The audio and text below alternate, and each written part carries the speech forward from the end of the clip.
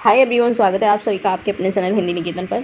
शिक्षक भर्ती से रिलेटेड कोई भी महत्वपूर्ण अपडेट होता है या फिर शिक्षक भर्ती जो हो किसी भी कोई भी शिक्षक भर्ती की तैयारी कर रहे हैं, चाहे वो टीजीटी पीजीटी या फिर पीआरटी की तैयारी कर रहे हैं, तो उन सभी के लिए महत्वपूर्ण ये चैनल है।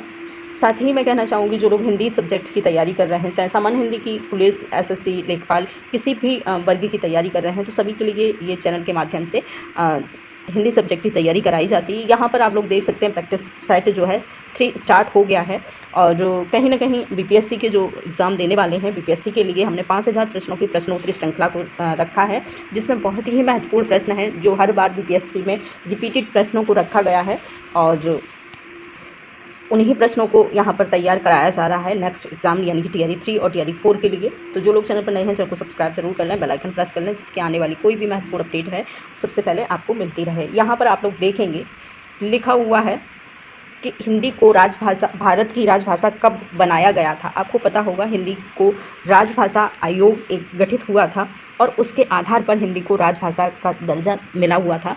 देखेंगे कब, ऑप्शन दिए हुए हैं 14 सितंबर 1948 को, 14 सितंबर 1949 को, 14 सितंबर 48 को, दिसंबर 1948 को और 14 दिसंबर 1949 को। आंसर इसका जो हो जाएगा वो हो जाएगा बी सही, 14 सितंबर। आंसर इसका होगा बी सही, 14 सितंबर 1949 को हिंदी की राजभाषा आयोग के द्वारा गठित और हिंदी को राजभाषा आयोग का दर्जा मिला था। ठीक, यहाँ पर आप देख सकते हैं और आंसर इसका बी सही होगा। और इसमें जो है भाग 17, ठीक है, संविधान के भाग 17, ठीक है, 17 और अनुच्छेद 343 से लेकर के 351, ठीक है, में हिंदी को राजभाषा का दर्जा दिया गया है। तो आंसर इसका हो जाएगा बी सही। प्रश्न देखेंगे नेक्स्ट दूसरा, और भारतीय परिवार की भाषाओं को केतुम और सतम वर्ग विभाजन किस विद्वान ने किया था। महत्वपूर्ण ये प्रश्न है, प्रश्न ज़्यादा आता है ये वाला केतुम और सतम का। तो यहाँ पर देखें कि भारतीय राजभाषा, आपको पता होगा कि हमारी जो विश्व की भाषा हैं वो 12 जो है परिवारों में बटी हुई हैं, 12 टोटल परिवार में बटी हुई हैं, जिसमें से एक है हिंदी भारतीय आर्य भाषा परिवार। और उसी के विषय में यहाँ पर बात हुई है, पूरा डिटेल में समझेंगे। तो लिखा है कि किसने सतम और केतुम 2 भागों में हिंदी को जो है भाषाओं का विभाजन किया है, केतुम और सतम, ठीक है। और ऑप्शन दिए हुए हैं, बूलर हैं, अस्कोली हैं, ग्रियर्सन हैं और स्टुअर्ट हैं। तो आंसर जो हो जाएगा इसका आंसर हो जाएगा बी सही, अस्कोली ने ही ये महत्वपूर्ण जो है विभाजन किया है। भारतीय परिवार की राजभाषाओं को केतुम और सतम वर्ग में विभाजन किया है, ठीक है। और जिसमें बहुत सारी भाषा हैं, आप लोग देख भी सकते हैं। जो है सतम जो भाग है उसमें है भारत की भाषा यानी कि हिंदी भाषा है, ईरानी भाषा है, बाल्टो भाषा है और स्लाविक आर्मोन भाषा है, अल्वाजी भाषा है, ठीक है। ये जो है भारतीय भारोपी परिवार के अंतर्गत ये भाषाओं का विभाजन किया गया है, जिसे दूसरे नाम से सतम भी कहा जाता है, ठीक है। दूसरा है केतुम में है जर्मनी है, केल्टन है, ग्रीक है और तोखरी है, इटालियन है। ये महत्वपूर्ण जो है भाषा परिवार हैं वो हैं केतुम के, ठीक है। तो इस प्रकार से ये 2 भागों में विभाजन किया है किसने, अस्कोली ने। आंसर बी सही हो जाएगा। प्रश्न देखेंगे नेक्स्ट तीसरा, भारत की संपर्क भाषा है कौन सी है। हिंदी है, अंग्रेजी है, नेपाली है और है उर्दू। आंसर इसका हो जाएगा ए सही, हिंदी, ठीक है। प्रश्न देखेंगे, इसके बाद हम प्रश्न नंबर है 4, और पूर्वी हिंदी की बोली कौन सी नहीं है। आपको मालूम है हमारी जो हिंदी भाषा है 5 भाषाएं और 18 उपबोलियों में इसका विभाजन हुआ है, और उसी में से एक है पूर्वी हिंदी, पश्चिमी हिंदी, बिहारी और बिहारी और राजस्थानी। तो इस प्रकार से आप देखेंगे, इसमें पूछा है कि पूर्वी हिंदी की बोली कौन सी नहीं है। ऑप्शन दिए हुए अवधी है, मैथिली है, बघेली है और है छत्तीसगढ़ी। तो इसमें पूर्वी हिंदी की बोली पूछा है तो कौन सी नहीं है। यहाँ पर आंसर हो जाएगा बी सही, आंसर हो जाएगा बी सही, मैथिली जो भाषा है वो पूर्वी हिंदी की नहीं है, ये बिहारी हिंदी की भाषा है। बिहारी हिंदी में 3 प्रमुख बोलियां हैं, जिसमें है मगही, मैथिली और है भोजपुरी। ठीक है, ये प्रमुख जो बोली हैं वो बिहारी हिंदी की हैं। और अवधी, बघेली, छत्तीसगढ़ी, ये तीनों ही कहीं ना कहीं पूर्वी हिंदी की प्रमुख बोलियां हैं। ठीक है, आंसर हो जाएगा हमारा बी सही। प्रश्न देखेंगे 5। प्रश्न है, हिंदी में स्वर वर्णों की संख्या है। हिंदी में आपने देखा होगा स्वरों की संख्या कहीं ना कहीं 11 मानी गई है। इसका विभाजन किस रूप में हुआ है ये देखेंगे। ठीक है, हिंदी में जो स्वरों की संख्या 11 मानी गई है, सभी लोगों को पता होगा। इसका आंसर हो जाएगा डी सही। इसका विभाजन जो है 3 भागों में हुआ है, जिसमें एक है ह्रस्व स्वर, दूसरा है दीर्घ स्वर और है प्लुप्त स्वर। ठीक है, दूसरा नंबर पे आता है प्लुत स्वर।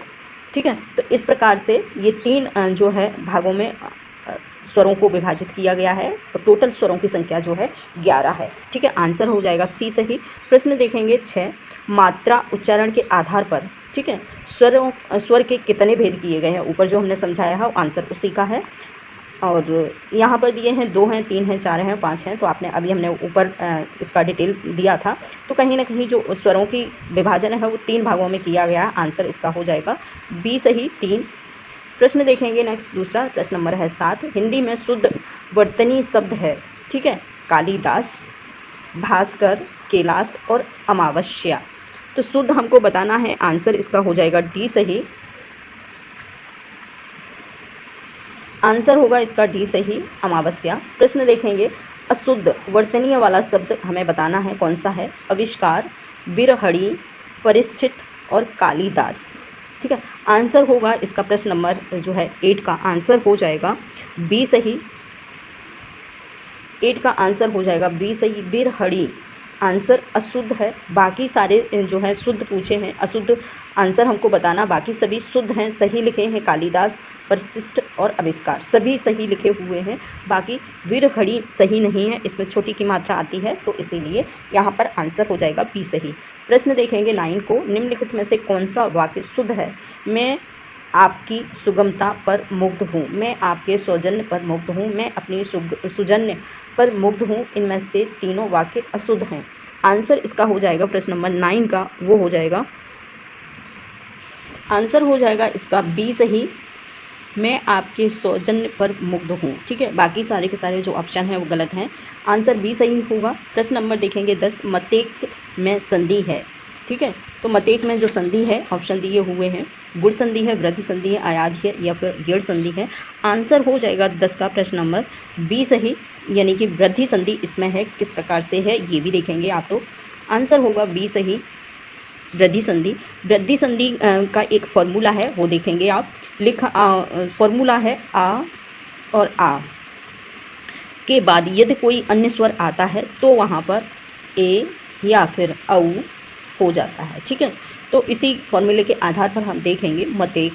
ठीक है, आंसर हो जाएगा इसका बी सही। प्रश्न देखेंगे, निर्धन का संधि विच्छेद होगा। नि विसर्ग लगा हुआ है प्लस धन, निधन, निरधन और है निर्धन। तो आंसर इसका जो हो जाएगा प्रश्न नंबर 11 का, वो हो जाएगा ए सही। ठीक है, प्रश्न नंबर 11 का आंसर हो जाएगा ए सही और इसमें विसर्ग संधि का इस्तेमाल किया गया है। ठीक है, आंसर ए होगा। प्रश्न नंबर देखेंगे 12। ईश्वरी किसका पर्यायवाची शब्द है। धरती का है, पार्वती का है, पत्नी का है या फिर है मैना का। आंसर हो जाएगा प्रश्न नंबर 12 का, तो पार्वती का ये महत्वपूर्ण जो है पर्यायवाची शब्द है और ईश्वरी। ठीक है, पार्वती को ईश्वरी भी कहा जाता है, तो पर्यायवाची शब्द है। आंसर होगा सी सही। प्रश्न नंबर देखेंगे नेक्स्ट 13। आंसर हो जाएगा उसका पार्वती। पार्वती को ईश्वरी भी कहा जाता है। ईश्वरी जो है पार्वती का पर्यायवाची शब्द है। ठीक है, आंसर हो जाएगा पार्वती। प्रश्न देखेंगे 13। प्रश्न नंबर है, आकर्षण शब्द में उपसर्ग है वाक, आ, अ और फिर अन। आंसर हो जाएगा प्रश्न नंबर 13 का बी सही, आ उपसर्ग। ठीक है, बी सही हो जाएगा। इसके बाद हम देखेंगे प्रश्न नंबर 14, चंद्रमुखी में समास है अव्ययी भाव, तत्पुरुष, द्वंद्व समास या फिर है कर्मधारय समास। तो आंसर हो जाएगा इसका सी सही, जो है 14 का आंसर होगा सी सही। चंद्रमुखी में कर्मधारय समास का प्रयोग हुआ है और जो कर्मधारय समास की एक विशेषता है वो भी देखेंगे। इसका जो है उत्तर पद प्रधान होता है और जो प्रथम पद होता है वो निम्न माना जाता है। आंसर हो जाएगा कर्मधारय समास सी सही। ठीक है, प्रश्न देखेंगे 15, जल शब्द है किस प्रकार का है? योग रूढ़ शब्द है, रूढ़ शब्द है, यौगिक है या फिर है कोई भी नहीं। तो आंसर इसका जो होगा जल शब्द है, एक रूढ़ शब्द होता है, रूढ़ शब्द में आता है जल। ठीक है, आंसर बी सही होगा। इसके बाद हम बताएं, आपको पता होगा कि जो है शब्द के कहीं ना कहीं 3 भेद किए गए हैं, जिसमें है एक है रूढ़ शब्द, योग रूढ़ शब्द और यौगिक शब्द, ये तीनों ही होते हैं। ठीक है, इसके आधार पर हम शब्दों का जो है चयन करते हैं कि किस प्रकार के शब्द हैं। तो यहाँ पर रूढ़ शब्द पूछा है। रूढ़ का मतलब है जिसका कोई विभाजन नहीं हो, जिस शब्द का कोई खंड नहीं कर पाते हैं, किसी दूसरे पार्ट नहीं कर पाते हैं, ऐसे शब्द रूढ़ शब्द होते हैं और वो जैसे कि तैसे ही चले आते हैं। ठीक है, उन शब्दों को हम रूढ़ शब्द बोलते हैं। योग रूढ़ शब्द वो रूढ़ शब्द होते हैं जो किसी दूसरे अन्य शब्दों के मेल से बनते हैं और उसके हम विभाजन कर सकते हैं, उसके भाग कर सकते हैं। यौगिक शब्द वो शब्द होते हैं, यौगिक शब्द वो शब्द होते हैं जो किसी अन्य शब्दों के मेल से बनते हैं, उन्हें हम यौगिक शब्द बोलते हैं। तो इस प्रकार से आंसर हमारा बी सही होगा। प्रश्न नंबर देखेंगे 16, स्रोत का उत्पत्ति के आधार पर शब्द के भेद हैं। ठीक है, स्रोत या फिर उत्पत्ति के आधार पर शब्द के कितने भेद हैं ये बताना है। ऑप्शन दिए हुए हैं, योग, यौगिक और योग रूढ़। ठीक है, विकारी, अविकारी, एकार्थी, अनेकार्थी, समानार्थी, विलोम, तत्सम, तत्सम और देशज। तो इस प्रकार से ये शब्दों की उत्पत्ति के आधार पर विभाजन पूछा है, यानी कि भेद पूछे हैं। आंसर इसका जो हो जाएगा सही वो हो जाएगा डी सही। उत्पत्ति के आधार पर शब्दों के कहीं ना कहीं 4 भेद किए गए हैं, जिसमें है तद्भव शब्द, तत्सम, देशज और विदेशी। तद्भव शब्द वो शब्द होते हैं जो सदियों से वैसे के वैसे ही तोड़ मड़ोड़ के, यानी कि संस्कृत के शब्द तोड़ मड़ोड़ के अपने अकॉर्डिंग बना लिए जाते हैं, उन्हें तद्भव शब्द बोलते हैं। तत्सम शब्द वे होते हैं जो संस्कृत से कहीं ना कहीं हिंदी में आ जाते हैं और देशज शब्द वो होते हैं जो अपनी बोलचाल की भाषा के आधार पर हम शब्दों का प्रयोग करने लगते हैं। विदेशी शब्द हम जानते हैं जो विदेशी भाषाओं से हिंदी में आकर सम्मिलित हो गए हैं, तो उन्हें विदेशी शब्द कहते हैं। आंसर हो जाएगा डी सही। प्रश्न देखेंगे 17 को। प्रश्न है परिश्रम शब्द है कैसा है? रूढ़ शब्द है, यौगिक शब्द है या फिर योग रूढ़ शब्द है? इनमें से कोई भी नहीं है। आंसर हो जाएगा इसका प्रश्न नंबर 17 का वो हो जाएगा बी सही, यौगिक शब्द है। ठीक है, यौगिक क्यों है ये भी आप देखेंगे। आंसर हो जाएगा यौगिक शब्द है। और परिश्रम, इसमें 2 शब्दों का मेल किया गया है, परि प्लस श्रम। ठीक है, और इसी के लिए इसे यौगिक शब्द कहा गया है।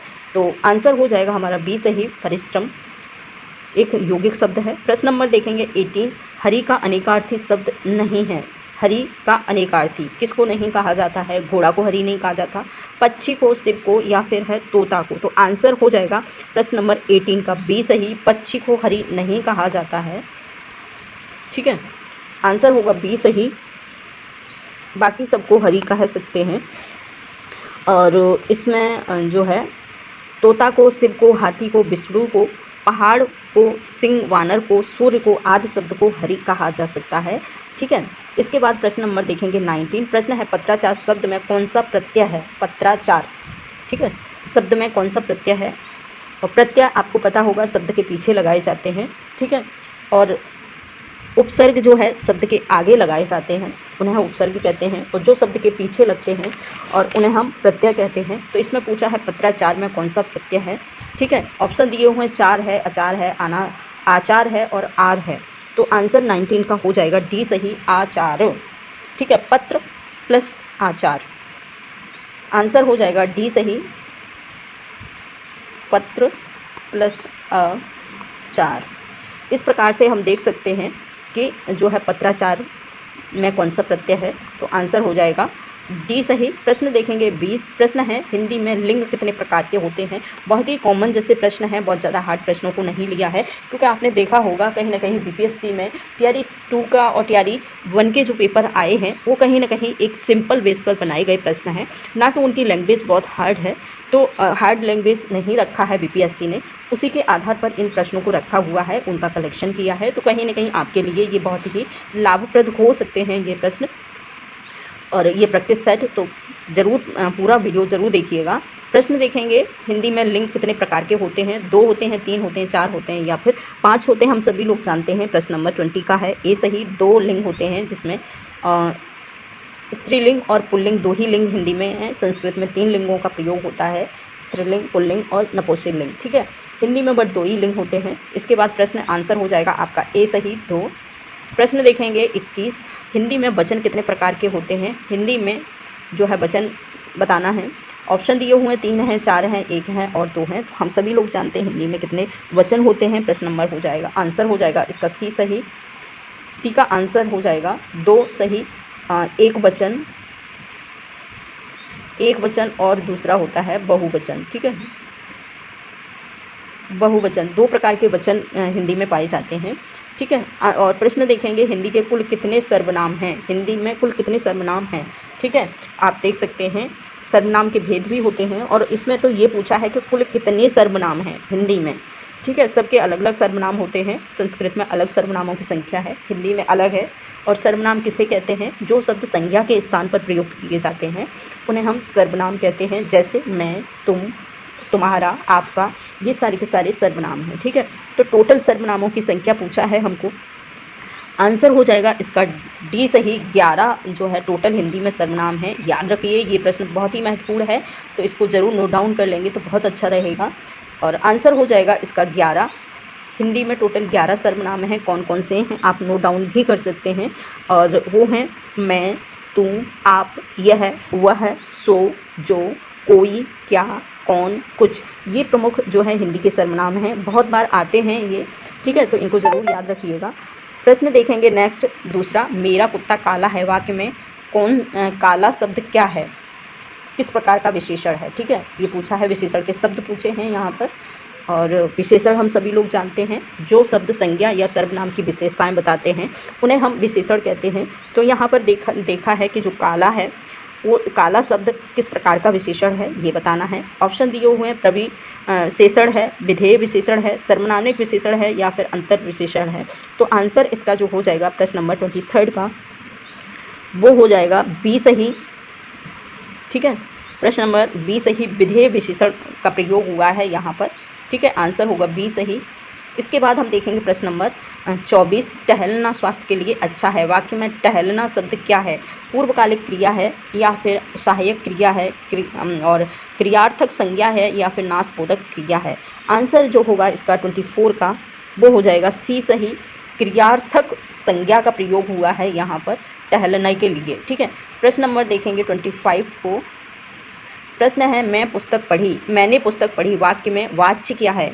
ठीक है, हमें मालूम है कि हमारी जो हिंदी भाषा में 3 प्रकार के वाच्यों का प्रयोग होता है, कृतवाच्य, भाववाच्य और कर्मवाच्य। तो इसमें मैंने पुस्तक पढ़ी में कौन सा वाच्य का प्रयोग हुआ है, ठीक है, ये बताना है। आंसर जिसका हो जाएगा सी सही। आप लोग यहाँ देख सकते हैं कृतवाच्य का कर्मवाच्य का प्रयोग हुआ है। कर्मवाच्य जहाँ पर हम कोई कर्म के आधार पर कोई शब्द प्रयोग किया जाता है वहाँ पर कर्मवाच्य होता है। ठीक है, तो यहाँ इन शब्दों के माध्यम से हमें पता चल रहा है किसी कर्म का होना हो रहा है, तो इसी के आधार पर हम बता सकते हैं कि यहाँ पर कर्मवाच्य का प्रयोग हुआ है। आंसर हो जाएगा सी सही। प्रश्न देखेंगे 26 को। 26 है फटाफट किस प्रकार का अव्यय है, परिणामवाचक है, रीतिवाचक है, संबंधवाचक है या समुच्चय बोधक जो है अव्यय है। अव्यय हमें बताना है, अव्यय हमें मालूम है हमारे हिंदी भाषा में अव्यय का बहुत प्रयोग होता है, तो इसमें बताना है कि फटाफट में कौन सा अव्यय का प्रयोग हुआ है। प्रश्न नंबर है 26। आंसर हो जाएगा इसका रीतिवाचक। फटाफट आंसर होगा इसका रीतिवाचक, बी सही। इसके बाद हम प्रश्न देखेंगे कुछ लोग हमेशा झूठ बोलते हैं वाक्य में कुछ शब्द क्या है। ठीक है, सर्वनाम है, संज्ञा है, अव्यय है, ज्ञापक है, विशेषण। तो हमने इसे ऊपर भी क्लासीफाई किया था, आप लोगों ने देखा भी होगा, और उसी के आधार पर आप अपना आंसर भी दे सकते हैं। ठीक है, और आंसर हो जाएगा इसका सी सही।